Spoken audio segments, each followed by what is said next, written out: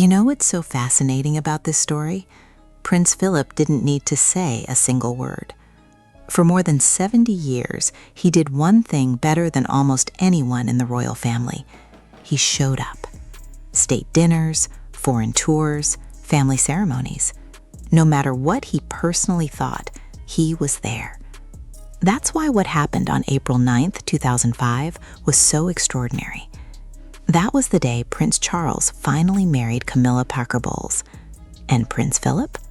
He didn't attend the civil ceremony. Let that sink in. The man who had spent decades standing beside the Queen was absent from one of the most important moments in his eldest son's life. And in the royal family, an absence like that is never accidental. It's a message. Charles had originally wanted a grand royal wedding. Instead, the plans were scaled back to a small civil ceremony at Windsor Guildhall. Just 28 guests, no cameras inside, and one very noticeable empty chair. Imagine how Charles must have felt. After waiting decades to marry the woman he loved, his father still refused to be there for the legal ceremony. And that was classic Philip. No emotional speeches, no public criticism, just a decision everyone understood. Charles understood it. The guests understood it. The palace understood it. Prince Philip was drawing a line. But here's where it gets really interesting. Philip did not skip the entire wedding. He stayed away from the civil ceremony, but attended the religious blessing later that day. And that distinction was incredibly important, because Philip was sending a very precise message. He would acknowledge the marriage, but he would not personally endorse the moment that made it official. And honestly, that may have been the clearest statement Prince Philip ever made about Camilla. And he's probably spent more time thinking about it. For the rest of us, it's more a question of, okay, we have to shift the way we support. And that's what we need to do.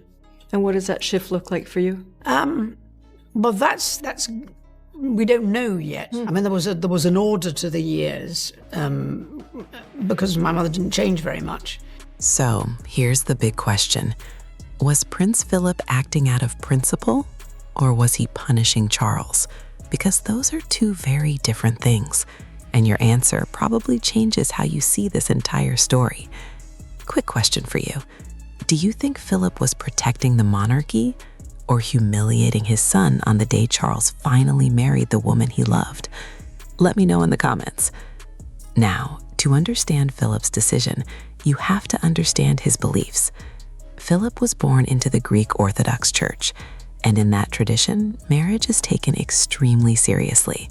Divorce and remarriage are not celebrated the way a first marriage is.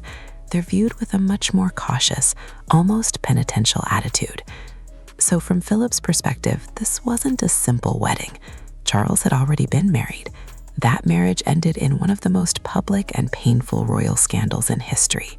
And now he wanted to marry Camilla, the woman many people believed had always been at the center of that controversy. For Philip, that may have crossed a line. And here's something many people forget. Prince Philip wasn't the only one missing. Queen Elizabeth II also did not attend the civil ceremony. Think about that.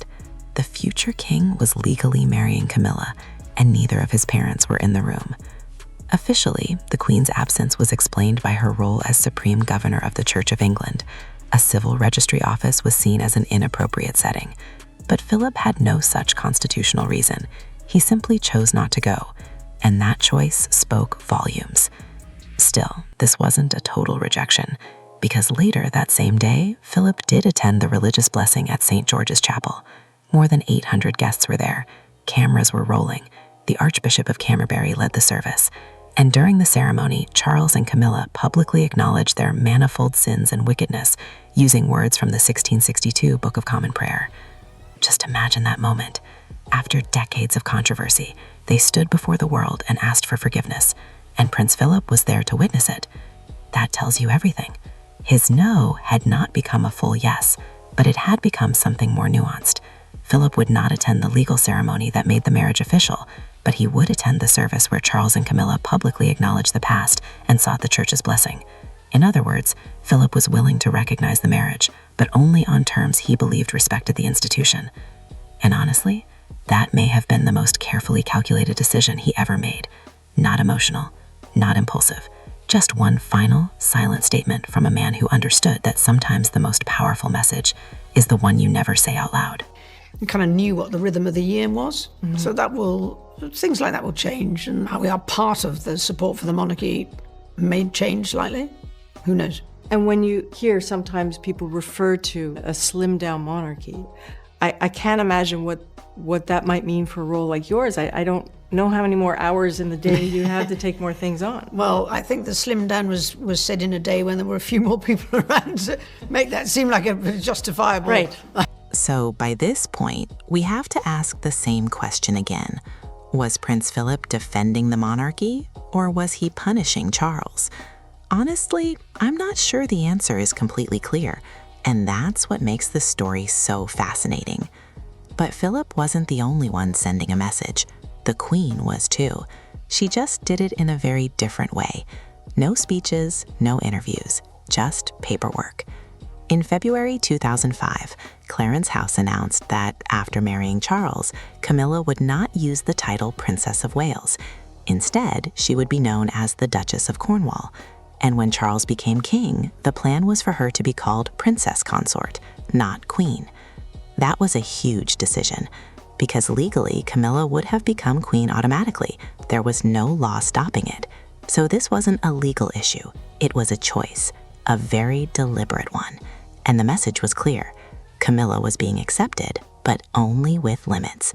The title most closely associated with Princess Diana would not pass to her. That was the Queen's way of setting boundaries. Philip had his empty chair, the Queen had official documents. Different methods, same message. Now, some people argue Philip was simply too old to attend the civil ceremony. After all, he was 83 at the time. But there's one big problem with that explanation. He attended the blessing later that very same day. So if he was well enough to sit through a major service at St. George's Chapel, he was well enough to attend the registry ceremony, which means his absence was almost certainly intentional. And here's what makes Philip's decision so interesting. If he wanted to completely reject the marriage, he could have skipped everything. That would have been the simplest response. But he didn't. Instead, he chose something much more precise. He stayed away from the legal ceremony, then appeared at the religious blessing.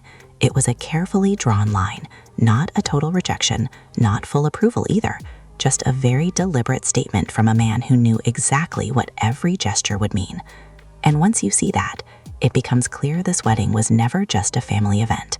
It was a negotiation between love, duty, and the monarchy itself.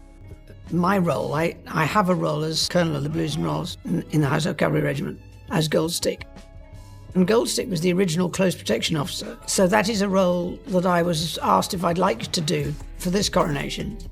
So I said, yeah. So by the afternoon of April 9th, 2005, something remarkable had happened. Prince Philip and Queen Elizabeth had both skipped the civil ceremony, but now they were sitting inside St. George's Chapel together, watching Charles and Camilla receive a public blessing. And that moment said everything. Not because they had suddenly changed their minds, but because they had found a compromise. They would not endorse the legal act of the marriage, but they were willing to acknowledge it once Charles and Camilla publicly asked for forgiveness. That was the line. And honestly, it may have been the most royal solution possible. No dramatic confrontation, no public condemnation, just a carefully calibrated response. Now, here's the question that changes the entire story. Was Philip right to attend the blessing? Or did his presence finally give Camilla the acceptance she had been waiting decades to receive? Let me know what you think, because there are strong arguments on both sides. According to royal biographers, Philip and Charles had fundamentally different views of duty. Charles believed he should be allowed to marry the woman he loved. Philip believed personal happiness could never come before the crown. And that difference created years of tension between father and son. Camilla felt that tension too. For decades, she was part of Charles's life, but never fully embraced by the royal family.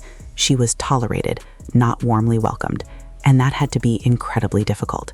Imagine being with someone for years, knowing the people closest to him still did not fully accept you. Then came the blessing. Philip was there, the Queen was there, the church was there, and for the first time, Camilla received some form of public recognition. Not a standing ovation, not full approval, but a door that was finally opened. Still, the restrictions remained. Camilla did not become Princess of Wales, and the palace said she would one day be known as Princess Consort, not Queen. So even in acceptance, there were limits. That was the compromise. Charles got to marry Camilla, but the institution made clear that acceptance would happen on its own terms. And here's the irony. After Queen Elizabeth's death, those limits disappeared. Camilla ultimately became queen, the very outcome many believed would never happen, which makes Philip's silent protest feel even more fascinating in hindsight, because in the end, history moved forward anyway. But on that day in 2005, Prince Philip made one thing crystal clear. He would not stop Charles, but he would not pretend he approved of every step that brought them there. And how they did things. And, the people brought their ponies and horses out, but they not only brought them out, they'd platted them, they were properly dressed, they were well turned out. They brought their tractors out and they parked them, tidily, they were all clean. And if you come from a rural background, I was really impressed. It was just an astonishing sight. But the sheer numbers of people who turned up in quite extraordinary places. So here's the surprising truth. Prince Philip didn't lose. A lot of people look at the fact that Camilla is now queen and assume Philip's objections meant nothing, but that's not really what happened. Philip was never trying to stop Charles from marrying Camilla. By 2005, that battle was already over. Charles had made his decision. The Queen had formally approved the marriage, and nothing Philip said or did was going to change that. So Philip focused on the only thing he still could control: the terms. He couldn't lock the door, but he could decide how hard it would be to walk through it. And that is exactly what he did. He stayed away from the civil ceremony. He attended the blessing. Camilla did not become Princess of Wales. The palace announced she would one day be known as Princess Consort instead of Queen. For years, those conditions shaped her place in the royal family. That was Philip's real influence, not stopping the marriage, defining the cost. And for nearly 2 decades, that framework held. Camilla was accepted, but cautiously, recognized, but with limits, included, but never without reminders of the controversy that came before. Then history moved on. Queen Elizabeth II passed away. Charles became king, and Camilla became queen, the very outcome many once believed would never happen. So was Philip defeated? Not exactly, because the structure he helped create lasted for 17 years. That's a very long time in royal life. And it tells us something important. Philip understood that sometimes you cannot prevent a decision. You can only shape the consequences. And maybe that's what makes this story feel so human. Every parent eventually faces a moment like this. Your child makes a choice you would not have made. You disagree. You worry. But you cannot live their life for them. All you can do is decide how you respond. That was Philip's dilemma.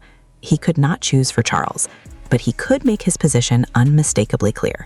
Not through speeches, not through interviews, but through one empty chair. And honestly, that empty chair may have said more than any public statement ever could.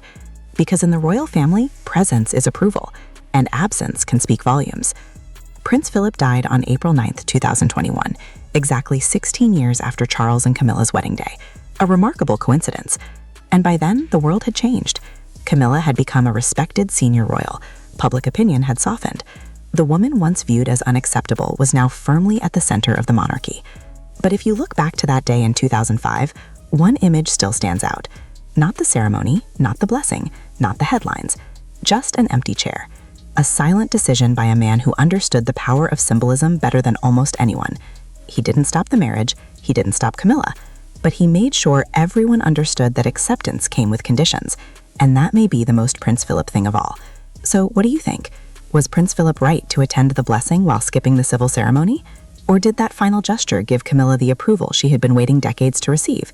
Let me know in the comments. And if you enjoyed this story, don't forget to subscribe to Crown Echoes for more fascinating royal history and behind-the-scenes stories. Support for the monarchy may change slightly. Who knows? And when you hear sometimes people refer to a slimmed-down monarchy, I can't imagine what that might mean for a role like yours. I don't know how many more hours in the day you have to take more things on. Well, I think the slim down was said in a day when there were a few more people around to make that seem like a justifiable. Right. Philip did not do confrontation.